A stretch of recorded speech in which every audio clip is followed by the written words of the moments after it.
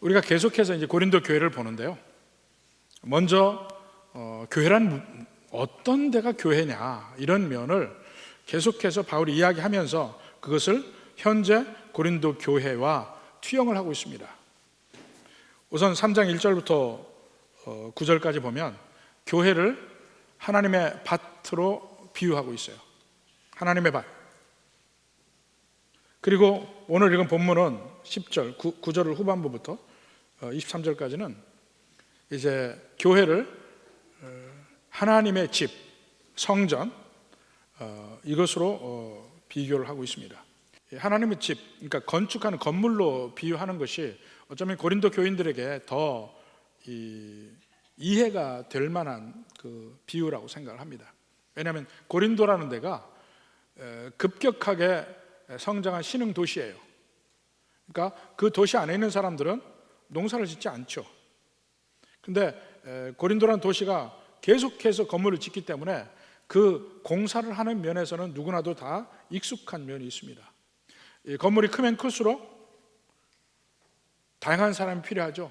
먼저 이 터를 닦는 사람이 있어야 되고 그 터 위에 이제 기둥을 세우고 벽을 마무리하고 위에 볼을 놓고 이런 모든 과정에 토스도 필요하고 목수도 필요하고 또 상하수도 놓는 사람도 필요하고 갖가지 종류의 사람들이 다 필요합니다. 다양한 재질이 필요하고 다양한 기술자들이 필요합니다. 바로 그런 일이 벌어지고 있는 그 고린도에서 교회를 건물로 비교하고 있습니다. 근데 건물을 지을 때 조심을 해야 되는데 10절에 보십시오. 내게 주신 하나님의 은혜를 따라 내가 지혜로운 건축자같이 터를 닦아뒀다. 바울은 스스로를 건축자라 그래요. 건축자라 하는 이유는 뭐냐면 건축의 시작부터 끝까지를 총괄하는 사람이에요. 그리고 건물이 자기 거인 것처럼 하는 사람이에요. 그러니까 이 하나님의 집, 고린도 교회를 하나님의 집으로 비워서 자기가 그걸 세운다는 거예요. 그러니까 그런 면에서 바울이 자기의 권위도 이야기합니다. 내가 세우는 것이다. 처음부터 끝까지 내가 총괄하는 사람이다. 거기에 바울의 권위도 있고 책임도 거기 동반하고 있고 개인적인 관심이나 이런 것도 같이 나타내고 있는 거라고 생각합니다. 근데 그런 면에서 지혜로운 건축자라 이렇게 이야기합니다. 지혜로운 건축자. 그러니까 건축을 할 때 충분히 거기에 대한 노하우가 있어야 되고 지혜가 있어야 되고 합니다. 왜냐하면 그 건축이 그냥 짓는 게 아니잖아요. 무게를 견뎌야 되고 그 무게를 어떻게 견디는지를 쭉 봐야 되고 잘못하면 삼풍백화점이 되잖아요. 삼풍백화점. 그래서 옛날부터 건축의 역사를 보면 초기에 그러니까 그리스 시대 아니면 그 전에 이 그리스 시대나 또 이집트나 여러 가지를 보면 그 신전을 칠 때 기둥이 어마어마합니다. 근데 어마어마한 기둥임에도 불구하고 그 기둥과 기둥 사이의 간격이 좁아요. 뭐 하나 보여주신다 하니까 봅시다.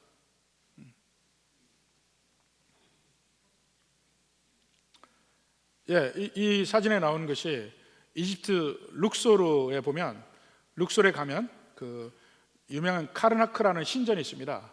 근데 그 카르나크 신전의 일부분인데 이거는 이제 신전이고 좀 못 찾는 게 열주대로가 있습니다. 열주대로 양쪽에 기둥이 있어서 가운데 길이 있는 데가 있는데 보면 아주 좁아요. 그 좁은 이유가 그 위에 튼튼하게 기둥과 기둥 사이를 연결할 만한 것이 부족합니다. 그러니까 이 큰 돌로 연결을 하는데 그게 힘을 받을 만한 돌을 구하기가 힘들어요. 그래서 기둥이 엄청나게 큼에도 불구하고 그 기둥 사이의 간격이 좁습니다. 그렇게 된 것이 나중에 로마 시대에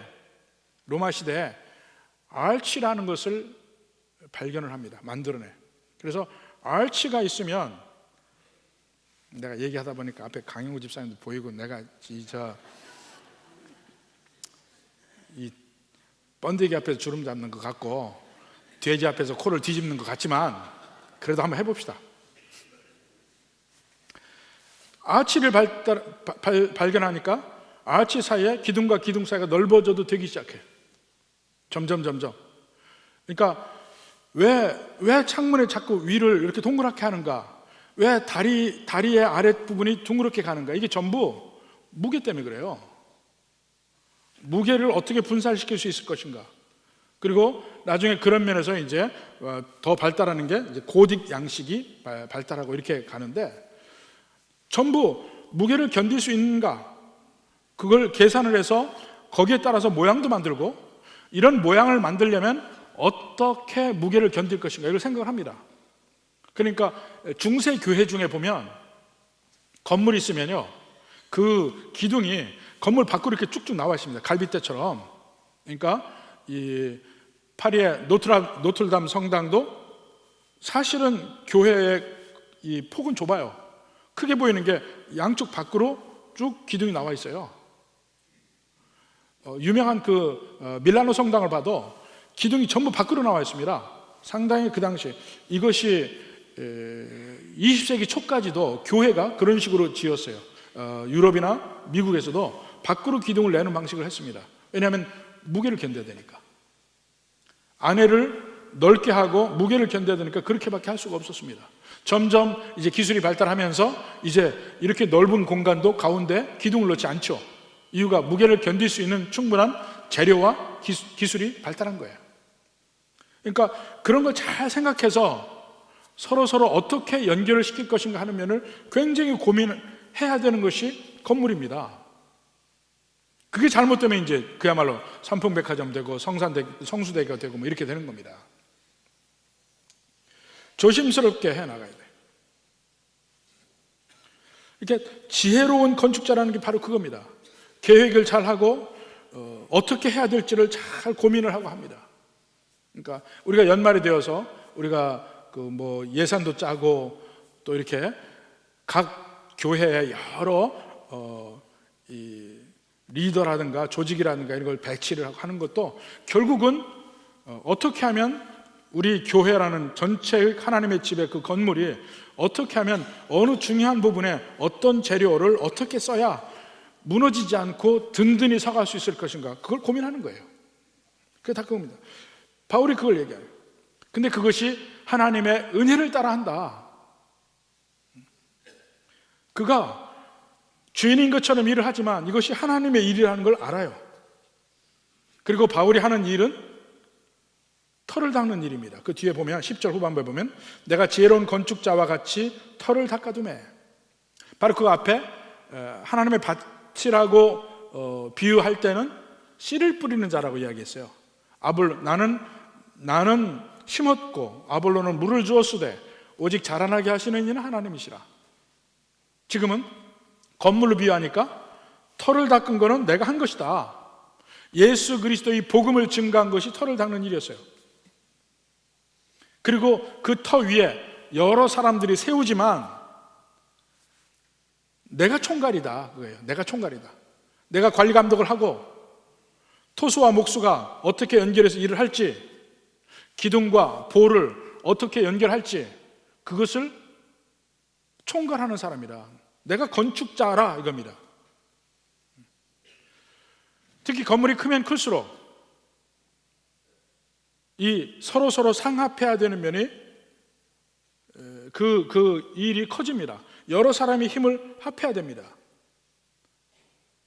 여러 다른 기술을 가진 전문가들이 필요하고 그 안에서 각각 다른 책임을 맡아 내가 맡은 책임은 열심히 해줘야 비로소 그 건물이 종합적으로 튼튼한 건물이 되고 그 안에 있는 사람이 평안하게 살 수 있는 겁니다. 왜 우리가 집을 짓습니까? 그냥 땅에서 자지 않고 집을 짓는 이유는 외부의 환경에서 사람을 보호하려고 하는 거 아니에요. 비가 오는 날 비를 맞지 않고, 눈이 오는 날 눈이 맞지 않고, 바람 부는 날 바람에 노출되지 않고, 추운 겨울날 따뜻하게 있고, 더울 때 시원하게 있고, 모든 외부의 변화되는 환경에서 능히 든든히 그 안에 있는 사람을 지키기 위한 게 집이라고요. 근데 그 집이 그 기능을 다 하려면 각각의 부분에서 적절한 재료를 쓰고 적절한 방법으로 전체가 합해지도록 지어야 된다는 것입니다. 만약에 기둥을 맡은 사람이 이 기둥을, 재질을 튼튼한 철로 해야 되는데 쉽게 썩는 나무를 한다면 어떻게 됩니까? 다른 데를 아무리 잘해도 거기서 무너지죠. 누구 하나 거기서 빠지면 안 되는 거예요. 함께 지어져 가는 것입니다. 그리고 그 지어져 가는 집 중에 가장 근본적이고 중요한 게 터라 이겁니다. 터가 잘 돼야 그 다음에 집을 지을 때 그 모든 과정이 안정되고 또 통일되게 되고, 그래서 집이 제대로 된다는 것이죠. 그러니까 터는 하나. 지혜롭게 지어야 하고, 그 터는 하나가 되어야 되고, 그리스도라는 터 위에 지어야 비로소 하나님의 집이 튼튼해진다. 터가 튼튼해서 교회라는 집이, 하나님의 집이 든든히 세워지면 그게 곧 인간의 두 가지 면의 갈망을 해결해 주는 면이 있습니다. 지금 얘기한 대로 튼튼한 집이 있으면 그 안에서 평화롭고 안정되게 생활할 수 있어요. 모든 면에서 보호함을 받습니다. 인생의 태풍이 아무리 불어도 나는 그 안에서 안정화될 수 있어요. 아무리 세상에서 어려움이 있어도 평안하고 즐거운 삶을 그 집 안에서 살 수 있다는 것입니다. 그러니까 우리의 삶 속에서 수없이 많은 인생의 부침을 겪습니다. 그러나 내가 속하고 있는 교회가 든든히 서면 그 어려움 속에서도 함께 기도해 주는 사람이 있죠. 함께 돕는 사람이 있죠. 내가 어려움을 토로할 사람이 있죠. 그러면서 돌봄을 받고 가는 거예요. 근데 교회가 흔들리기 시작하면 내 인생에 수없이 많은 일들이 벌어질 때 기댈 데가 없어요. 아무리 세상이 또 평안하게 잘 돌아간다 할지라도 교회가 흔들리면 내 모든 인생이 다 흔들리는 걸 경험하게 됩니다. 그것을 먼저 평안하고 안정된 보호받는 환경을 제공해 주는 것이 교회라는 교회이고 그 안에 든든한 예수 그리스도의 터라 이겁니다. 그리고 또 하나는 건물이 견고하게 지어진다는 건 뭘 의미하냐면 모든 건물의 재료와 재료가 잘 상합해서 연결돼야 돼요. 아무리 좋은 재료를 할지라도 그것이 제대로 연결되어 있지 않으면 건물은 무너지게 되어 있죠. 그 안에 있는 사람들이 다 다칩니다. 그래서 이런 면에 그 건물이라고 할 때 정말 잘 지어지면 그 안에 갈등도 없고 평화롭고 화합하고 하모니를 이루어서 함께 사는 그런 공동체가 되는 것입니다. 한 터 위에. 그리고 그런 교회가 있을 때 우리가 누구인지, 어디를 가는지 나의 존재감도 확인할 수 있어요. 나의 존재감. 거기서 안전함을 느끼고 존재감 있고 의미 있는 관계를 갖고 의미 있는 삶을 살 수 있습니다. 16절 보십시오.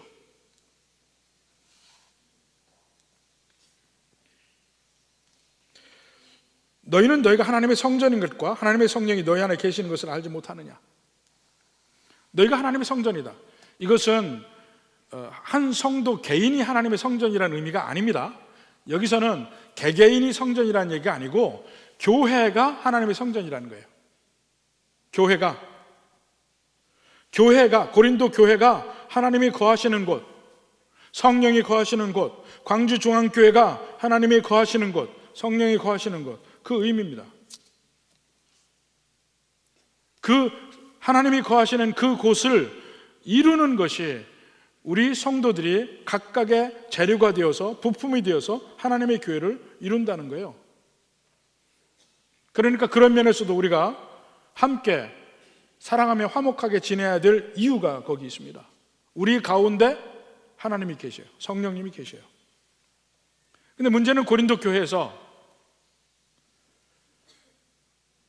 각각 자기 나름대로 성전을, 하나님의 성전을 구상을 하고 각자 자기 입맛에 맞는 하나님의 성전을 만들려고 해요.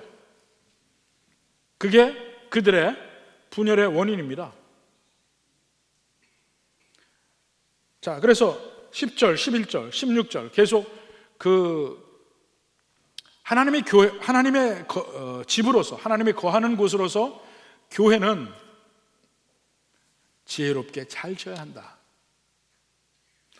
터는 예수 그리스도의 터, 이 한 터 위에서 통일되고 연합하고 화합하고 해서 그렇게 지어야 한다. 그래야 본래의 그 집의 기능을 잘 할 수 있다는 거예요. 그렇게 되지 않을 때 이제 그 하나님의 집이 허물어지기 시작해요. 그게 현재 고린도 교회의 상황입니다. 자, 그러니까 이 교회라는 공동체가 허물어지는 원인을 몇 가지를 볼 수 있는데 첫 번째로는 그 기초를 무시하게 되면 그렇습니다. 기초. 아까 11절에도 그랬죠. 이 닦아둔 것 외에 능히 다른 터를 닦아둘 자가 없으니 이 터는 곧 예수 그리스도라. 다른 터는 없습니다. 우리 교회는 오직 십자가에 못 박혀 돌아가신 예수 그리스도를 나의 구세주로 믿는 사람들이 그 믿음 위에 서로 지어져 가는 것이 교회입니다. 다른 터가 없어요. 그런데 많은 사람들이 이 터 말고 다른 터 위에 교회를 세우려고 노력을 합니다. 첫째가 제가 본 것은 정치적인 목적으로 교회를 세우는 걸 봤습니다. 저하고 함께 대학 동기였던 한 사람이 목사가 됐어요. 그러니까 대학교 때 저희 과 전체 인원이 20명인데 그 중에 2명이 목사가 됐습니다. 저하고 또 다른 그 친구는 통합측에 있는데 상당히 사회운동, 노동운동에 깊이 개입이 되어 있습니다. 지금부터 한 25년 전, 30년쯤에 제가 막 한국에 돌아와서 얼마 안 됐는데 그 친구가 교회를 새로 개척을 했다고 해서 한번 가봤습니다. 가리봉동에 교회를 개척했어요. 가리봉동이 어딘지 모르시죠? 구로동 옆에 있습니다. 구로동이 어딘지도 모른다면 진짜 할 말이 없는데, 옛날에 구로공단 아시잖아요. 구로공단, 지금은 거기가 완전히 상전백회가 됐지만 그때만 해도 구로공단 공장이 있고 거기 공장 직원들이 엄청 많은데, 가리봉동은 구로동 바로 옆에서 구로동보다 조금 더 열악한 환경의 공장들이 많은 데가 가리봉동이에요. 요새는 바뀌었을 거예요. 괜히 또 가리봉동에서 온 사람 혹시 있을지 모르겠지만, 거기서 교회를 세운 이유가 노동운동을 하기 위해서 교회를 세웠습니다. 그때 가보니까 개척하면서 의외로 사람들이 많이 모였어요. 모였는데 전부 다 노동운동에 한 가닥씩 하는 사람들이 모인 거야. 그러니까 노동자의 인권을 보호하는 목적으로 거기 세웠어요. 그게 하나님의 뜻이라고 생각하고 예수님은 약자의 인권을 보호하기 위해서 투쟁한 사람이라고 얘기를 해요. 그러면 십자가에 못 박혀 돌아가신 예수 그리스도의 복음은 어디로 갔냐고요?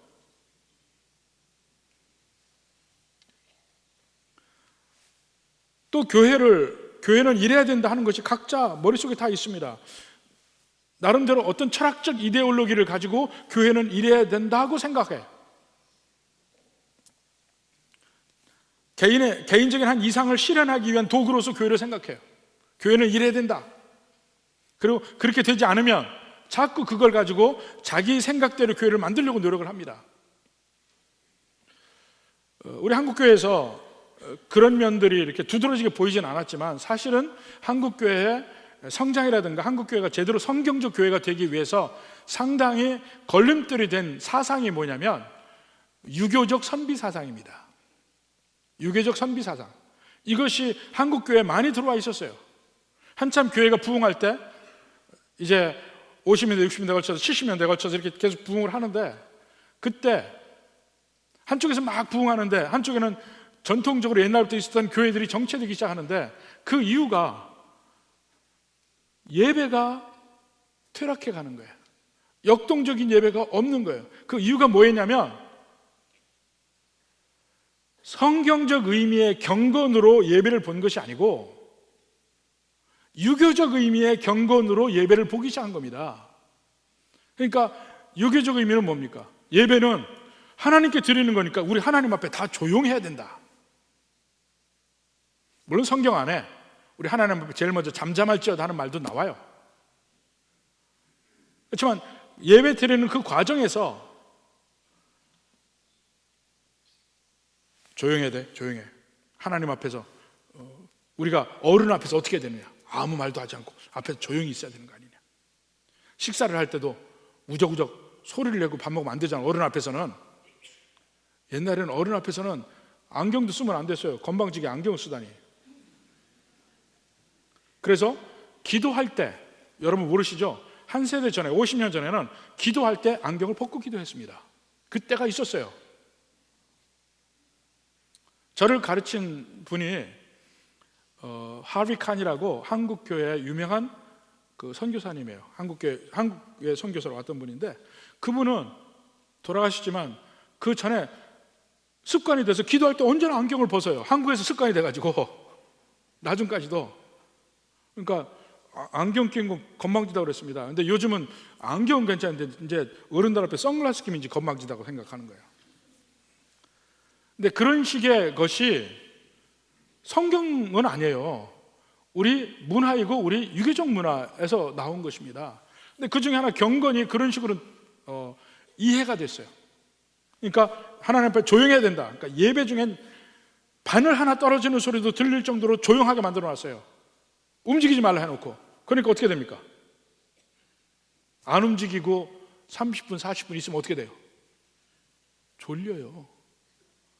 다 조는 교회로 만들어 놨어요. 그게 경건이라고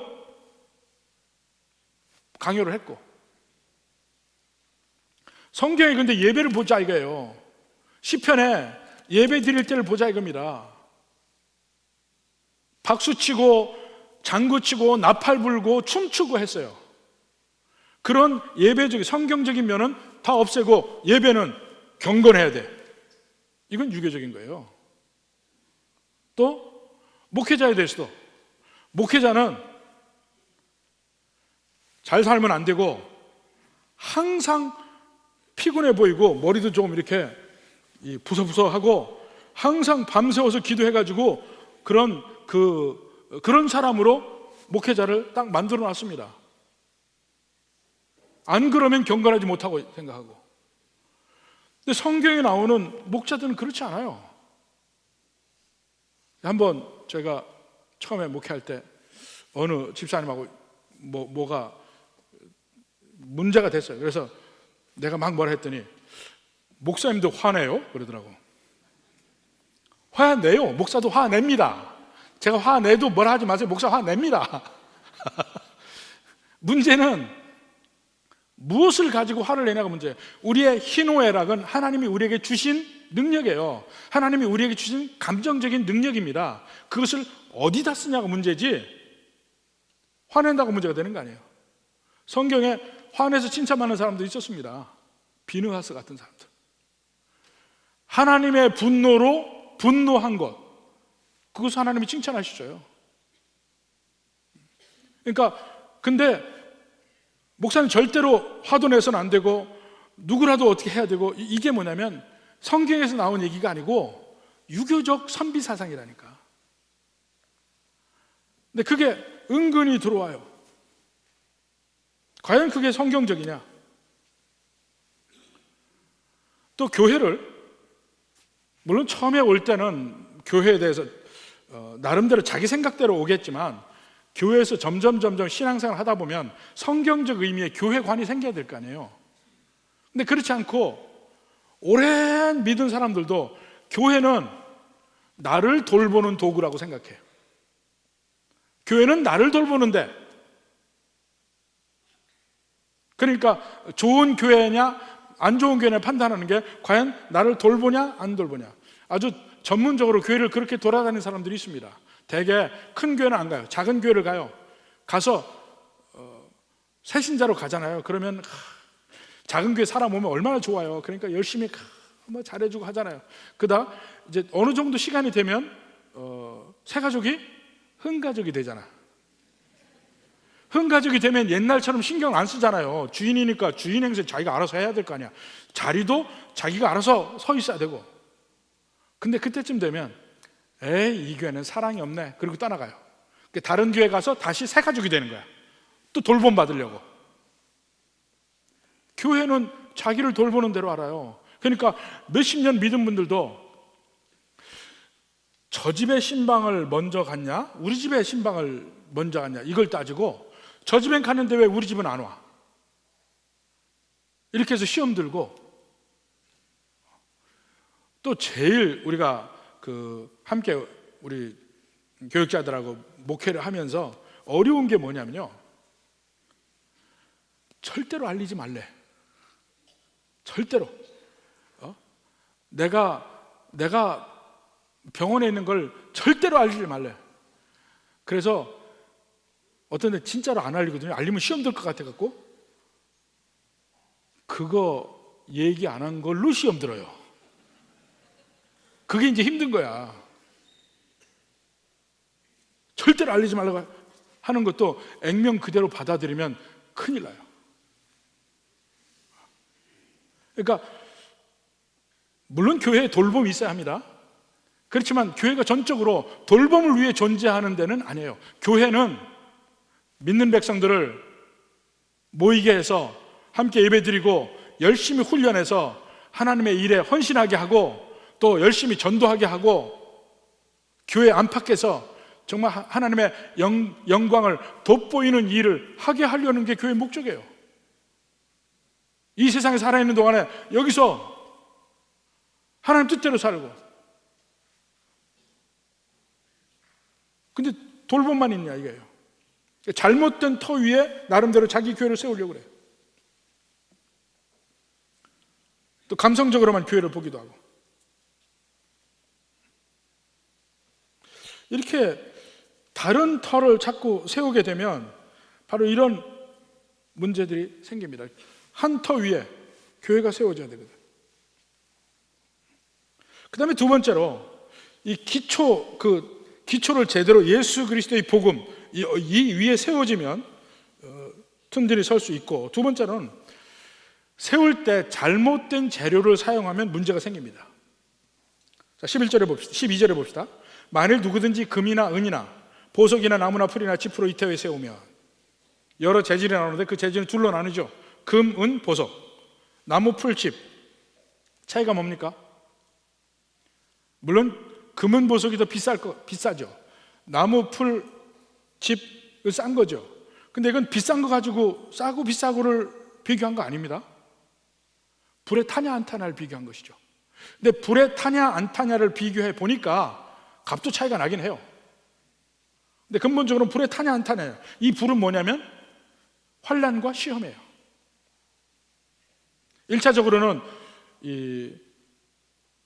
우리가 열심히 교회를 섬깁니다. 근데 섬기는데 환난과 시험이 있을 때 잘 견뎌나가느냐 아니냐 하는 것을 보면 교회에서 섬긴 것이 금, 은, 보석이었는지 풀이나 짚이나 나무였는지 비교를 할 수 있습니다. 대체로 언제 그게 드러나냐면 임직 때 드러나요. 임직 때 보면 열심히 일을 했습니다. 어떤 때는 이제 시험 들어요. 내가 이렇게 열심히 했는데 왜 나를 임직을 안 시켜주나? 다 생각이 들 수가 있죠. 섭섭함이 있을 수 있습니다. 근데 그걸 극복하고 계속해서 해 나가느냐 아니냐는 이제까지 한 일이 금이나 은의 일이었는지 나무나 풀이나 짚의 일이었는지를 스스로 드러내게 되는 거예요. 금이나 은의 일이었으면 내가 열심히 헌신했어도 그것에 대한 보상이 없다고 생각해도 관계없어요. 이건 내가 하늘에 쌓은 보화니까. 여기 말하는 금은, 보석은 하늘에 쌓는 걸 얘기합니다. 궁극적으로는 이 세상에서 시험과 환난을 통과하느냐를 보지만, 궁극적으로는 마지막 우리 죽음 뒤에, 마지막 심판 뒤에까지 그것이 가느냐 안 가느냐, 그거예요. 만약에 내가 심판 뒤에 그 천국에 하늘에 심은 헌신이었다면, 그건 금은 보석입니다. 그것에 대한 보상을 이 세상에서, 교회 안에서 받지 못한다 할지라도 관계없어요. 근데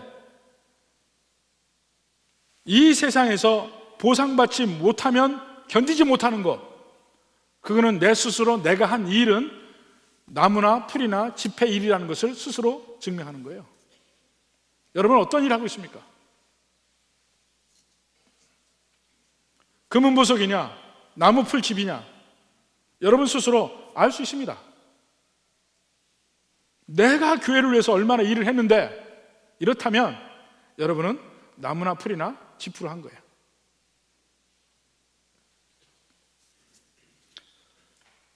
과연 불에 타냐 안 타냐, 그거 보는 겁니다.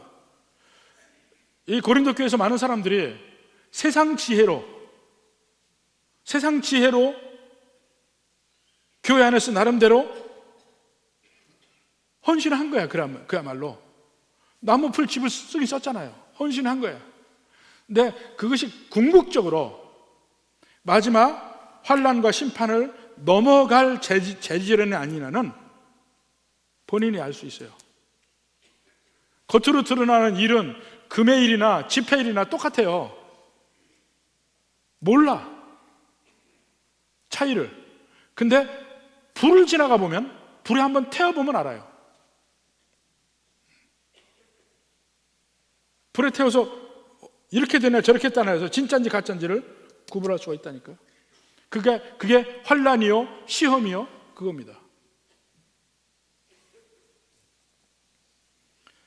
그래서 끝까지, 나중까지도 남는 것은 상을까지 받는다 얘기를 합니다. 여러분 불의한 청지기의 비유 생각하시죠? 불의한 청지기의 비유에서 뭡니까? 청지기가 이제 청지기직을 다 못해요. 그만두라 했어요. 아직 내가 가지고 쓸 수 있는 것들은 돈도 있고 곡식도 있고, 그걸 가지고 써서 내가 그만둔 이후를 준비한다 그랬잖아요. 그 그만둔 이후를 준비하는 것이 우리가 지금 현재 죽음 이후를 준비하는 것과 똑같아요. 죽음 이후까지 갈 수 있는 거라면 그것은 금이며 은이며 보석이에요. 죽음을 넘어서지부터 이 세상에서만 통용되는 거다, 그거는 나무나 풀이나 짚인 거예요. 여기서 높아지는 거, 여기서 인정받는 거, 여기서 성공하는 거, 다 죽음을 통과할 수 없는 것들입니다. 가져갈 수 있는 게 아니에요. 천국은 목사나 장로의 것도 아니에요. 누가 더 금이나 은이나 보석의 일을 많이 했느냐, 천국으로 많이 붙였느냐, 그게 문제지. 천국은요 미리 붙일 수는 있어요. 절대로 가져갈 수는 없어요. 미리 붙여 놓으십시오. 어떻게 붙이는지 아시죠? 천국 얘기하면 우스갯소리 굉장히 많습니다. 일부에서 얘기 안 한 건데, 어느 장로님이 천국에 갔어요. 천국에 갔는데 이제 우화입니다. 이거 앞뒤 잘라서 얘기하면 나 또 뭐 이단이라 하니까 우화예요. 우화.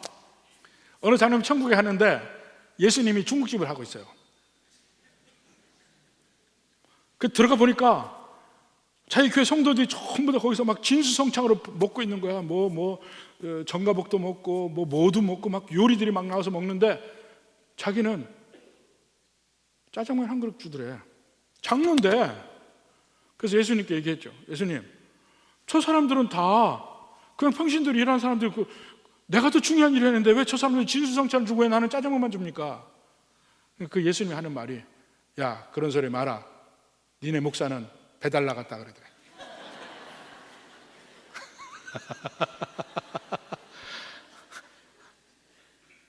여기서 하는 일들이 겉으로 봐서 더 중요하고 덜 중요한 것처럼 보이지만 실제 천국 가보면 그 값어치가 다르다는 얘기예요.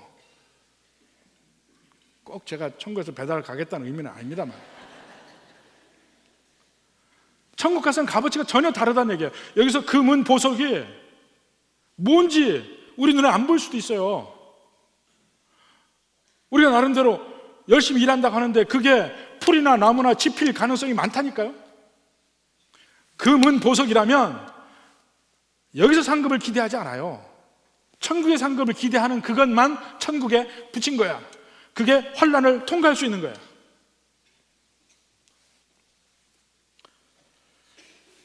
또 하나님의 집인 교회가 허물어지는 이유가 하나님은 이것을 무너뜨리는 사람들이 있다는 거예요.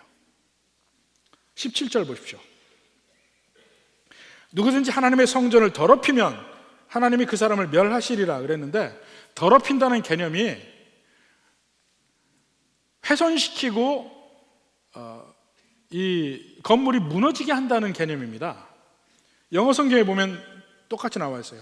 If anyone destroys God's temple 그랬어요. He will destroy him. 같은 말이에요. 만약에 하나님의 성전을 부신다면 내가 그를 부수리라. 지금 그렇게 얘기하는 거 하나님이. 교회를 무너뜨리고 있는 사람은 하나님이 멸망시키겠다는 얘기예요. 이게 굉장히 무서운 얘기입니다. 교회를 부수는 사람. 그 교회를 부수는 사람이 어떤 사람이냐? 자기 지혜로 교회를 세우겠다고 하는 사람은 교회를 부수는 사람이에요. 이게 더 무서운 게, 왜냐하면 자기가 착각해요. 교회를 부수는 사람은 철저하게 나는 교회를 위해서 일하고 있다고 생각해. 그게 더 무서운 거예요.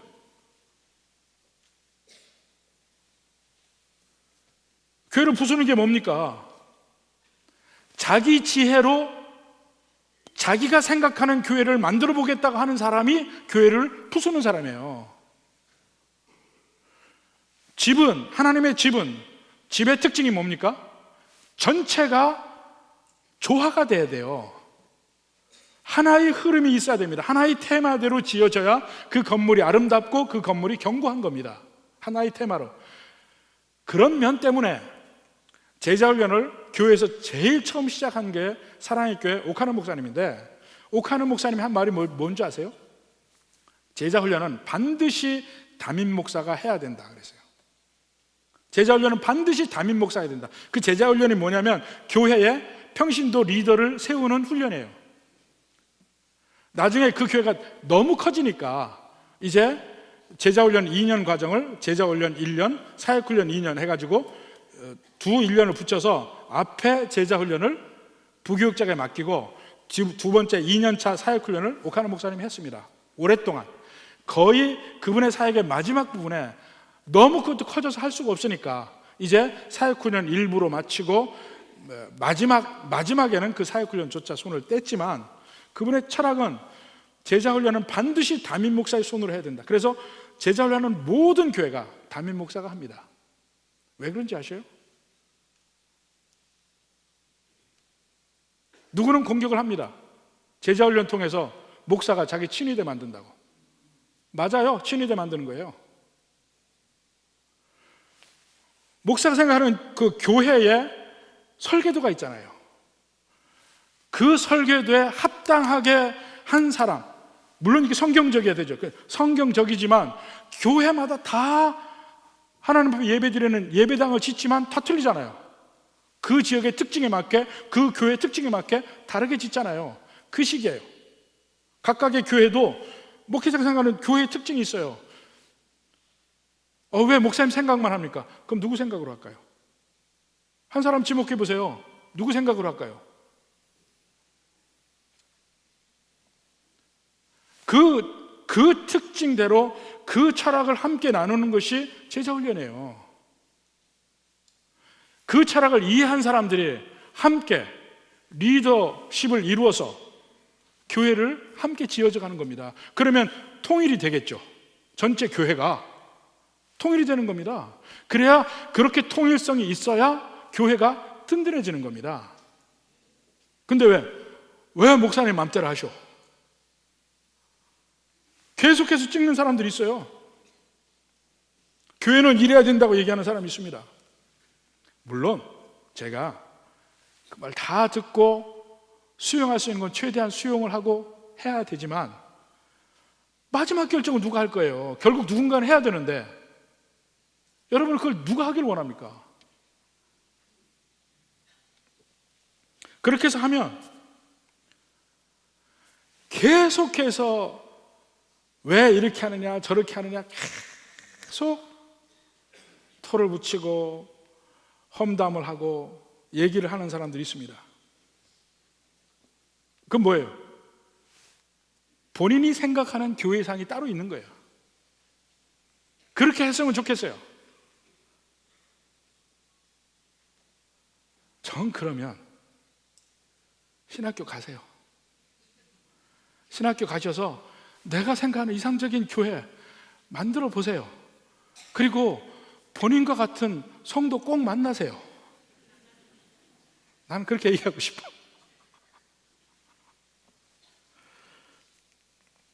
교회가 교회의 통일성을 지금 얘기하는 겁니다. 집이라는 통일성, 다양하지만 그 다양한 것이 서로 상합해서 단단히 뭉쳐져서 큰 건물을 이루는 것이 교회예요.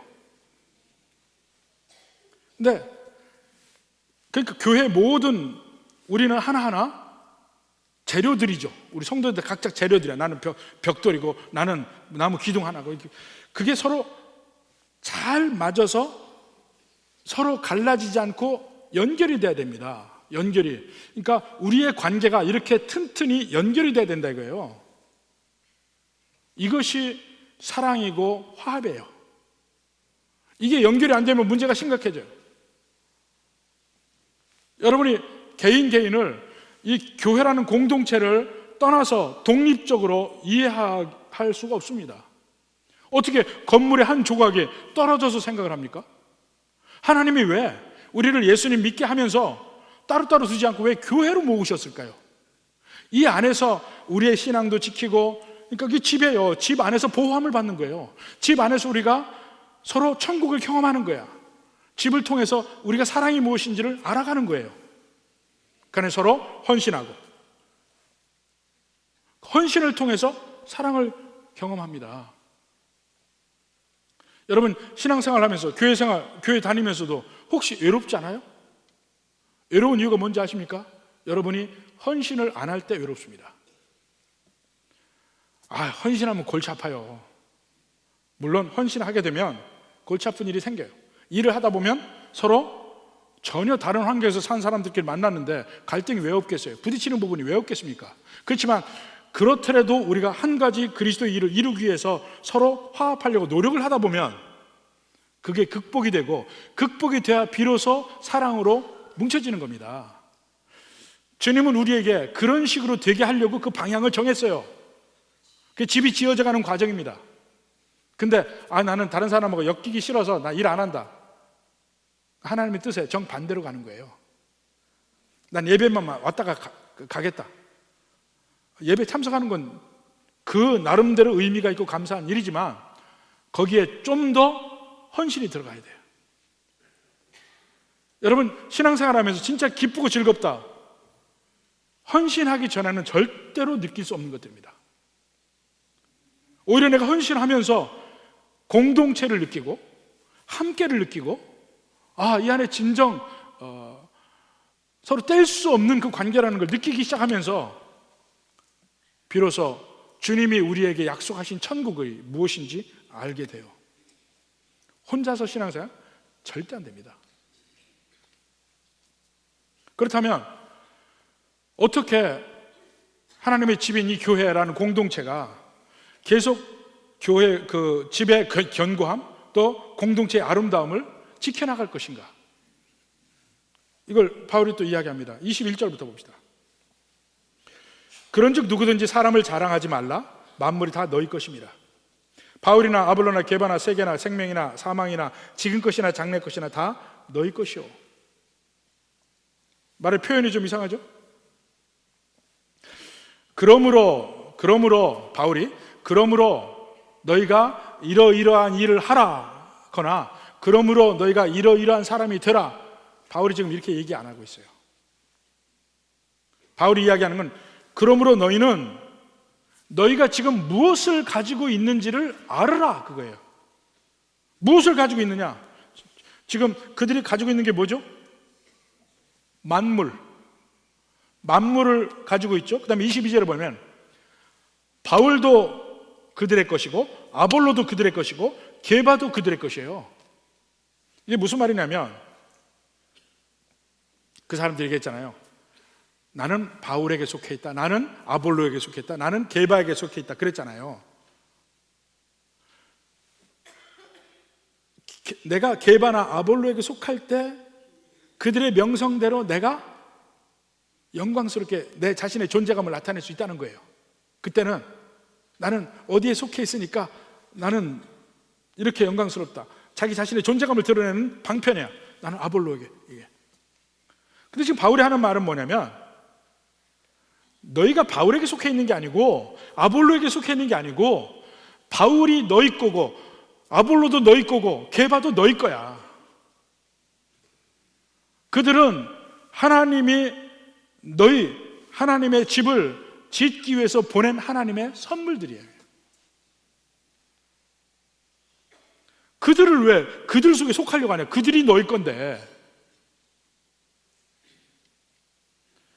본질적인 얘기를 하는 겁니다. 제가 목사로 서 있는 것도 하나님이 광주 중앙교회라는 교회 공동체에 주신 하나님의 선물이에요. 일부에서 그 얘기했더니 이것도 앞뒤 자르면 또 누구 또 이단이라고 할 거 아닙니까? 성경에 있는 대로 얘기하는 거예요. 하나님의 선물이에요. 하나님이 쓰라고 주신 선물이야. 모든 목사는 각 교회에 각각 하나님이 그 하나님의 집을 위해서 보내신 선물들이라고. 생명 이미 우리 거야. 얻으려고 노력하는 게 아니야. 이미 우리 거야. 사망 이미 멸했어요. 지금 것이나 장래의 것, 미래에 대해서 우리가 불안함을 가지고 있죠. 그 장래의 것도 이미 다 내 거야. 우리 거야. 바울이 선포하는 겁니다.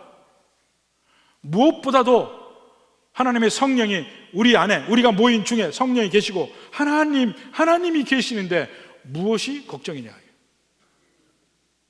무엇을 가지려고 노력하느냐? 그리고 너희가 누군지 아느냐? 23절. 너희는 그리스도의 것이요 그리스도는 하나님의 것이니라. 이게 무슨 말이냐면 우리가 건물을 지으려고 하나님의 집을 지으려고 노력을 하지만 우리가 어떤 노력을 하든 관계없이 궁극적으로 이 집은 지어지게 되어 있다 이겁니다. 왜냐하면 건축주가 하나님이니까. 이 교회의 주인은 하나님이니까 결국은 지어지게 되어 있어요. 그 지어지게 되어 있는 것을 내가 동참해서 짓고 있는 거예요. 그러니까 거기서 좀 어렵고 힘들어도 누가 못해도 걱정은 없는 거예요. 사실은 하나님이 지으시니까. 그 담대함 속에서 하나님의 일을 하고 교회에서 헌신하라는 얘기입니다. 이걸 다른 면으로, 이게 좀 이해가 덜 돼서 다른 면으로 얘기하면 스포츠로 비교할 수 있어요. 우리가 여러 사람 있잖아요. 그럼 여러 사람이 이제 11명이 뛰는 축구를 생각해 봅시다. 다 거기에 팀원들이 있어요. 앞에 포워드도 있고 양쪽에 윙도 있고 풀백도 있고 골키퍼도 있고 다 있습니다. 또 미들필더 있고 다 있는데 각자 자기 역할을 하잖아요. 근데 각자 자기 역할을 해서 개성적으로 다 틀리지만 전체가 통합되는 무엇인가 있어요. 함께 모여서 승리하고자 하는 목적으로 서로 유기적으로 움직이지 않으면 안 돼. 내가 다른 사람을 도와야 하고 다른 사람은 날 도와야 돼요. 처음부터 끝까지 나 혼자 드리블해서 골이 나는 사람은 없으니까 서로 주고받고 작전을 짜고 해서 수비는 이렇게 하고 공격을 이렇게 하고 이렇게 해서 가야 돼. 그래야 승리할 수 있어요. 그래 서로 긴밀하게 합해서 한 호흡으로 경기를 해야 이긴다. 그 얘기를 쭉 해놓고 마지막에 무슨 얘기 한 거냐면 근데 우리가 하는 경기는 이미 이긴 경기다. 이게 이미 이긴 경기다. 그것이 다 너희 것이다. 이미 무엇을 얻으려고 하느냐? 이미 이긴 경기다. 너희가 누군지 아냐? 그리스도의 사람이야. 뭘 더 바라느냐? 승리를 확실히 아는 상태에서 그 승리에 동참시켜 주는 것이야. 이게 지금 바울이 3장에서 이야기하는 내용들입니다. 우리 교회는 하나님의 전입니다. 우리 교회는 성령이 계시는 곳입니다. 서로 그래서 긴밀히 합해져서 통일되게 그리스도의 터 위에 같이 서로 연결점이 다 통일돼서 아주 조화로운 교회를 이루기 위해서 우리가 노력합니다. 여기서 다른 터도 생각하지 말아야 되고, 함께 통일되게 하는 데는 논의는 필요하지만 일단 함께 갈 때는 같이 가야 된다. 계속해서 자기 뜻대로 안 된다고 불평해봐야 그것은 교회를 허무는 일이고 하나님이 그를 허무시리라. 이런 면을 다 받자 이겁니다. 그리고 그 가운데 결국은 마지막 승리는 예정이 되어 있습니다. 이미 예수님의 십자가를 통해서 우리는 승리했기 때문에 이미 승리합니다. 교회는 지어져 갑니다. 교회는 결국 견고해질 겁니다. 마지막 우리는 결국 천국길 갈 것이고, 바로 이 면이 여러분의 심령에 굳게 있기를 주님의 이름으로 축원합니다.